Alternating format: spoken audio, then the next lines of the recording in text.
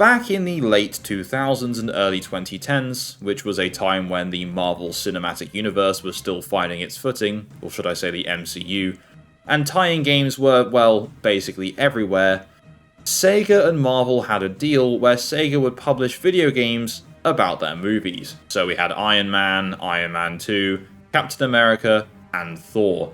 And of course, because we had console tie-in games, we also had handheld console ports. And we've already looked at the Iron Man games on DS, so today we are looking at the Nintendo DS port of Captain America Super Soldier. This one kinda fell somewhere awkwardly in between being decent and forgettable.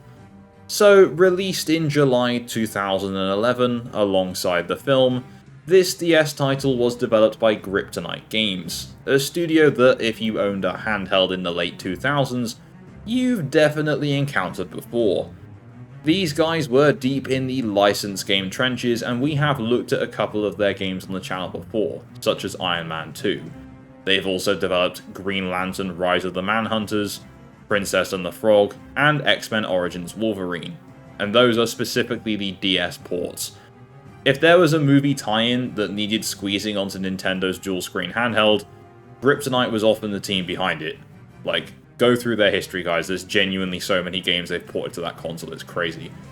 So upon booting up the game, you are greeted with a pretty straightforward menu. Nothing flashy, nothing particularly memorable. It's essentially a JPEG image of Captain America that kind of resembles Chris Evans if you squint a little bit and maybe turn your head slightly to the left. But hey, they tried. There are some planes flying in the background, which adds a bit of World War flavour, and honestly, it's fine, really. It does the job. You're not here for a cinematic UI experience, you're here because you picked this up for your DS, probably on a whim, or because your mum bought it for you because you loved Marvel as a kid. And to be fair, this is a budget licensed DS game, so maybe I should adjust my expectations just a tiny bit. Anyway, in terms of game modes, let's keep this very simple. There is one mode, just one, and that is the single player campaign. That, dear viewers, is it. There is no multiplayer, but how would that work? No challenge modes, no unlockable bonus content modes hiding in the background. What you see is what you get, a straightforward linear experience that aims to take you through a Captain America themed World War adventure. In some ways the simplicity is kind of refreshing, but in others it does highlight the game's limitations pretty damn quickly. So at its heart, Captain America on the Nintendo DS is of course a side-scrolling platformer. Who could have guessed that was going to happen? And surprisingly though, it's actually not bad. You control Cap as he moves through a series of stages filled with enemies, obstacles, and the occasional puzzle. Movement is centered around jumping, wall jumping, and navigating vertical and horizontal spaces in ways that actually feel kind of competent.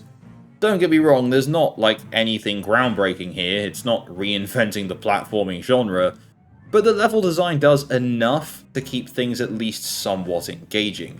You'll find yourself hopping between platforms, scaling walls, and navigating environments that occasionally show a bit of creativity. It is actually kind of satisfying to move about as Cap, to be honest. It's not exactly award-winning design, but it's not boring design either. And for a DS movie tie-in, that's kind of already a win. So the movement is basically where the game has all its personality. Cap's ability to wall jump is used frequently and sometimes in actually clever ways. You'll be bouncing between surfaces, chaining jumps together, and navigating vertical sections that require a bit of timing and spatial awareness. It's not super precise, but it's responsive enough that when you fail, it usually feels like it's on you, and not the game. And that definitely matters, because when platformers get that wrong, everything falls apart completely, but here it is actually solid enough to carry the experience. Alright, so the movement is a positive, yes, but let's talk about the combat, because that's where things at least get a little bit complicated. Now of course, this being a Marvel game, and a Captain America one at that, combat is a major focus. You're not just platforming your way through levels, you're also having to fight waves of enemies. So Cap's moveset includes shield throwing, punching and kicking, grabbing and throwing, blocking, and a handful of combos and more advanced moves as you progress through the game. On paper, that actually sounds like a decent toolkit, and early on it does feel promising. But then reality kicks in. At the start of the game, no offense to him here, but Captain America is very weak. Like, noticeably weak. His health bar is small, and you know what they say about small health bars. Small chance of survival, I guess. Anyway, enemies hit hard, and power-ups are far and few between. While your health does refill between screens, which is definitely a saving grace, it doesn't make moment-to-moment combat any less punishing in the early game. As well as hitting hard, the enemies are aggressive, they flank you, they attack from multiple directions, and they're not shy about landing cheap hits, especially if you get knocked down. And trust me when I say this, you will get knocked down.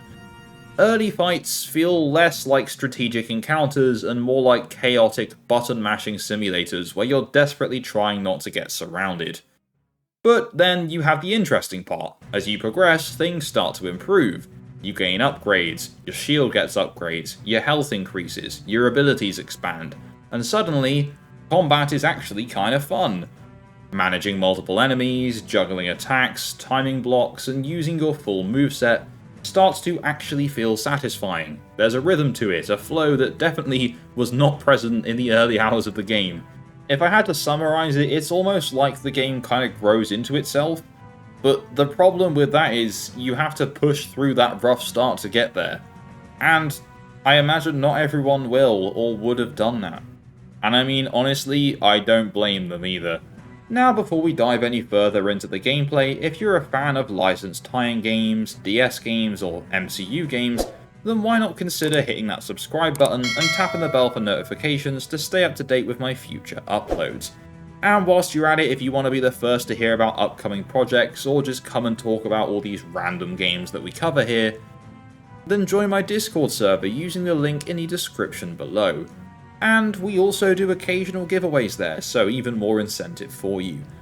Anyway, that's enough selling myself to you, let's talk about more gameplay. So to break up the combat and platforming, the game throws in some light puzzle solving elements.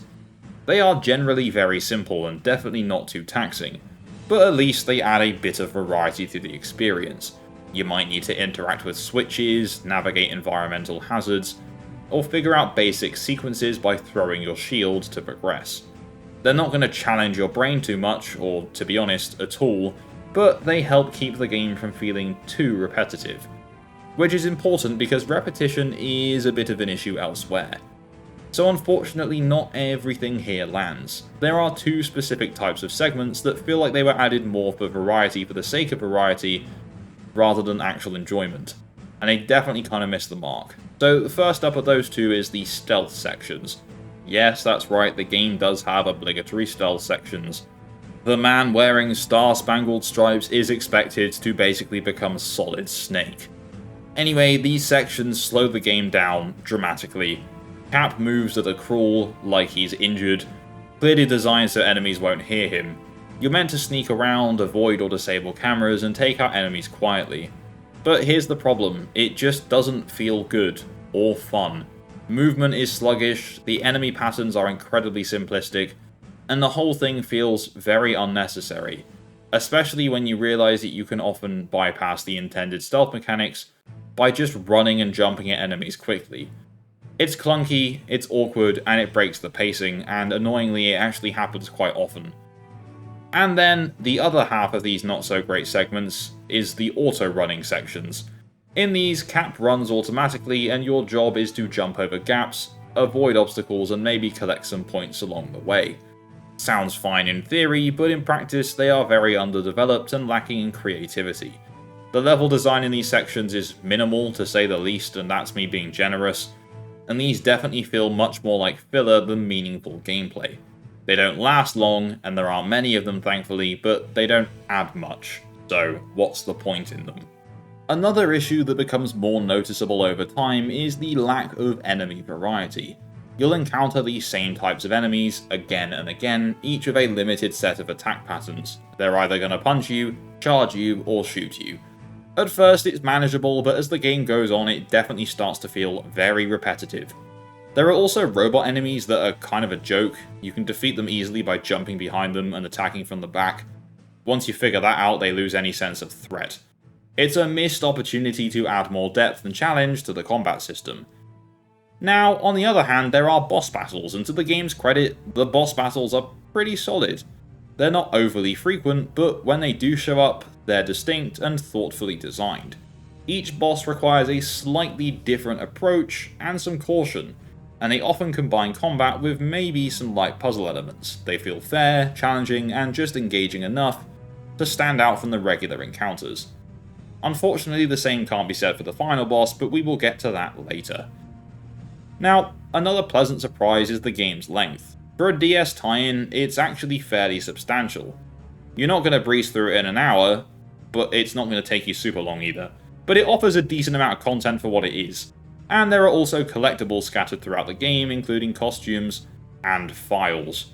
And the files in particular are interesting because they provide narrative context and world building, helping to flesh out the story. And surprisingly, they're actually well written. The story itself is delivered in chunks through those files, and also with some dialogue when you reach certain sections. And what's really cool is that those dialogue sections, for the most part, actually have the real actors voicing the characters.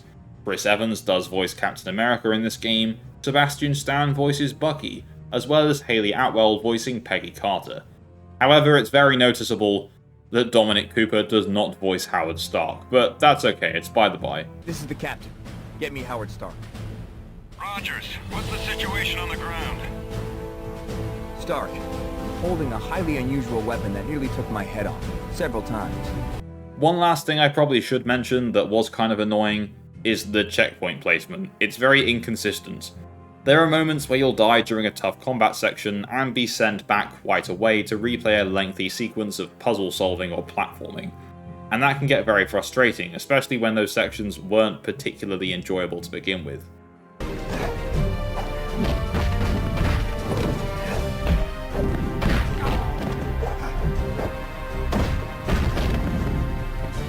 So anyway, how does the game hold up in terms of its visuals? It's a bit uneven, to be honest. On the one hand, the background environments are actually pretty decent, and there's a surprising amount of detail in some of these areas, especially considering this is DS hardware.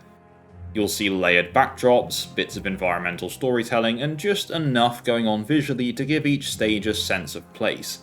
Obviously, it's not going to push the DS to its absolute limits, but it's clear that some effort actually went into making the world feel alive, at least in the background. When you drift over to the foreground, it's falling apart just a bit. The character models and interactive objects are very largely made up of blocky, low-detail, polygonal designs, and they definitely have not aged very well. The animations are kind of stiff, sometimes like really stiff, and it's kind of awkward to watch. There are moments where actions look like they're animated with literally 2 frames, which gives movement a choppy, almost robotic feel to it. It's especially noticeable during some combat sections where fluidity would have made a very large difference. And then there's the bottom screen, which for most of the game is occupied by a radar display that doesn't really add much. It's technically functional, but it's not really necessary, except maybe in the stealth sections. You'll probably glance at it once or twice and then kind of just never look at it again. It's not offensive, don't get me wrong, but it's also incredibly pointless.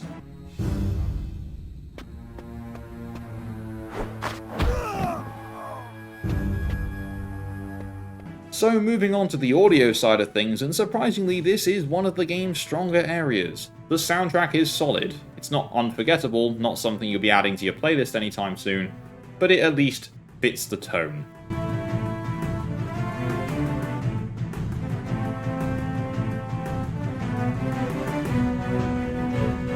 There's a sense of wartime urgency in some of the tracks, and others lean into that heroic Captain America vibe. It does its job, and it does it well enough. But the real standout here, as I mentioned earlier, is the voice work. Yes, that's right, voice work on a DS game, and it's actually pretty good. You'll hear various bits of dialogue and enemy chatter throughout the game, including plenty of over-the-top World War II era German accents. There's a certain campiness to it, but it fits the setting and adds a layer of personality that you don't always get in handheld titles from this era. This One learns as much from failure as from success. I have improved upon you. You are but a footnote on the evolutionary path, one that will soon be extinct. And as I mentioned earlier, quite a few of the actors also reprised their roles. Not going to win any awards, but it does elevate the experience a bit. It makes the world feel a bit more alive and a bit more theatrical, and at the end of the day, it's a movie tie-in game, so it should feel theatrical. And I think that's more than I expected going in. Now let's talk a bit about the story, and more specifically how it connects, or in this case doesn't, to the MCU. Because here's the thing, this game technically released alongside Captain America the First Avenger, so you'd expect it to tie in closely, right? Well, not quite, so don't worry guys, if you're doing an MCU rewatch, like all the shows and films and everything, you don't need to play Captain America Super Soldier. Very early on in the game, like within the first half hour, you encounter characters like Baron Strucker and Zemo. And if you're familiar with the MCU, that should immediately raise some eyebrows, because Strucker doesn't really show up until present day in Avengers Age of Ultron, a modern day version of the character. And Zemo, of course, appears in Captain America Civil War and later in Falcon and the Winter Soldier, in a completely different context. So what's going on here, I hear you ask? Well, the simple answer is this game is not MCU canon. It's pulling more directly from the comics, blending elements together in a way that feels disconnected from the film it's supposedly tied to. And honestly, it's not necessarily a bad thing. It gives the developers more freedom to include recognizable Captain America villains and create a more varied narrative. But it does mean that if you were expecting a faithful adaptation of the movie, well, you're not gonna get that. Instead, you're getting something that sits in this weird in-between space, part tie-in, part standalone comic-inspired story. Now, of course, you're probably wondering, as this is a Nintendo DS game, does Captain America Super Soldier force touchscreen controls on you? And yeah, it does just a little bit, not massively. So for most of the game you are playing traditionally with buttons, movement, combat, all the good stuff, and then suddenly the game just kind of goes, hey, remember that stylus you've got and definitely haven't lost? Use it. These sections are typically very small, like quick time events where you just have to slide up and down the screen a few times. It's a very minor addition to the game and definitely isn't as forced as some other tie-in games tried to make it, but it is still there, and it definitely hasn't aged too well.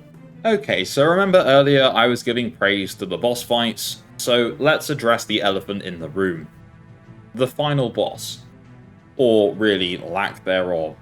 After a series of reasonably well-designed boss encounters throughout the game, you'd expect things to be building towards something memorable or challenging, or at least satisfying. But instead, you get an ending that feels very rushed, underwhelming, and frankly, very disappointing. It just lacks any complexity or engagement, and it doesn't really feel like a proper culmination of everything you've learned. There's an alright encounter with Arnim Zola in a robot form not long before the finale, but the actual finale itself is Captain America climbing up Red Skull's ship to try and stop him.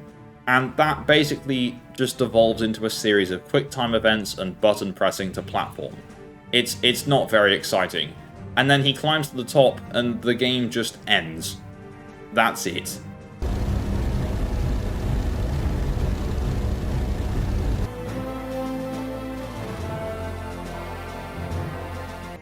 It's a shame because the game had shown that it could deliver good boss design and a surprisingly alright narrative. It just doesn't stick the landing at all. So in terms of critical response, the DS version of Captain America Super Soldier currently holds a score of 56 out of 100, which honestly feels about right. Reviews were mixed, some praised the solid platforming and decent length, while others criticised the repetitive combat and lack of polish.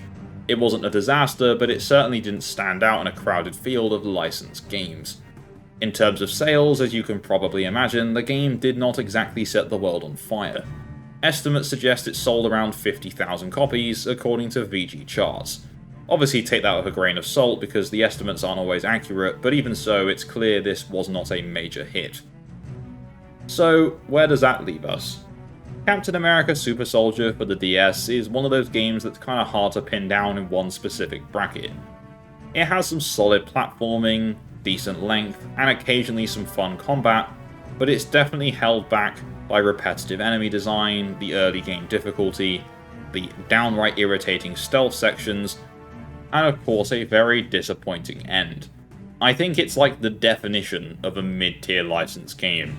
You might have enjoyed it back in the day, but I probably wouldn't go out of your way to revisit it now unless you're a die-hard fan or a retro enthusiast. Anyway, that takes us to the end of our look at Captain America on the Nintendo DS, which leaves us with just one single MCU DS game left to go, and that is Thor, as the Hulk game never actually got a DS port. And if you're into Marvel games, I've also covered Spider-Man on the DS, the Game Boy, the PSP, basically everything handheld. So let me know in the comments down below. Did you play this game when you were younger? Would you play it now? Share all your thoughts on the game with me, because I'm interested to hear. And if you have any suggestions for tie-in games or niche games you want to see covered on the channel, pop it in the comments down below as well. If you enjoyed this video, please don't forget to leave a like, and if you haven't done so already, subscribe and tap the bell for notifications to stay up to date with my future uploads. A massive shout out to my Patreon subscribers for the continued support, and all I really have left to say is thank you and goodbye.